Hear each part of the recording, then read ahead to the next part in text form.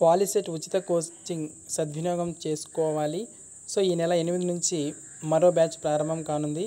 సాంకేతిక విద్యాశాఖ కమిషనర్ చెదలవాడ నాగరాణి గారు పాలిసెట్ 2024 ప్రవేశ పరీక్ష కోసం విద్యార్థులకు అందిస్తున్న ప్రత్యేక శిక్షణ తరగతులను సద్వినియోగం చేసుకోవాలని సాంకేతిక విద్యాశాఖ కమిషనర్ చెదలవాడ నాగరాణి కోరారు.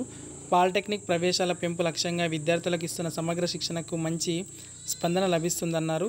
బుధవారం విజయవాడ, గుంటూరులో MBTS ప్రభుత్వ పాలిటెక్నిక్ కళాశాలలు సహా పలు ఉచిత కోచింగ్ కేంద్రాలు నాగరాణి సందర్శించి విద్యార్థులకు స్టడీ మెటీరియల్స్ పంపిణీ చేశారు.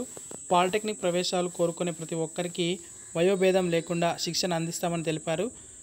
రాష్ట్రంలోని 87 ప్రభుత్వ, 182 ప్రైవేట్ పాలిటెక్నిక్ కళాశాలలో 23 ఏప్రిల్ 24వ తరగతులు నిర్వహించి ఏప్రిల్ 20వ తేదీన గ్రాండ్ ప్రీ ఫైనల్ ఎంట్రన్స్ ఎగ్జామ్లు నిర్వహిస్తున్నారు. ఇక తెలుగు, ఇంగ్లీష్ మాధ్యమ విద్యార్థులకు ఉపకరించేలా 2 భాషల్లో మనకు ఇక్కడ స్టడీకి సంబంధించి మెటీరియల్స్ అనేది సిద్ధం చేశామన్నారు. రాష్ట్రంలో కొన్ని ప్రాంతాల్లో ఈ శిక్షణకు మంచి డిమాండ్ ఉందని, విద్యార్థులు వారి తల్లిదండ్రుల కోరిక మేరకు ఈ నెల 8వ తేదీ నుంచి కొత్త బ్యాచ్ను ప్రారంభించేందుకు సన్నాహాలు చేస్తున్నట్టు వివరించారు.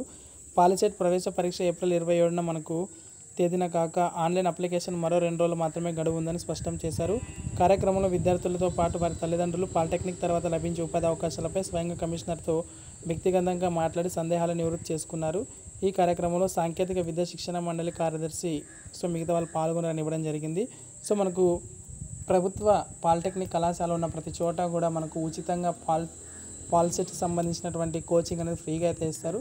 ఎవరైతే 10th క్లాస్ విద్యార్థులు పాస్ అయి ఉంటారో వాళ్ళందరూ కూడా ఈ యొక్క అవకాశం అనేది సద్వినియోగం చేసుకోండి. ఓకే, ఇది ఇవాళ వీడియో అనమాట. వీడియో నచ్చితే తప్పకుండా లైక్ చేసి సబ్స్క్రైబ్ చేసుకోండి. Thank you.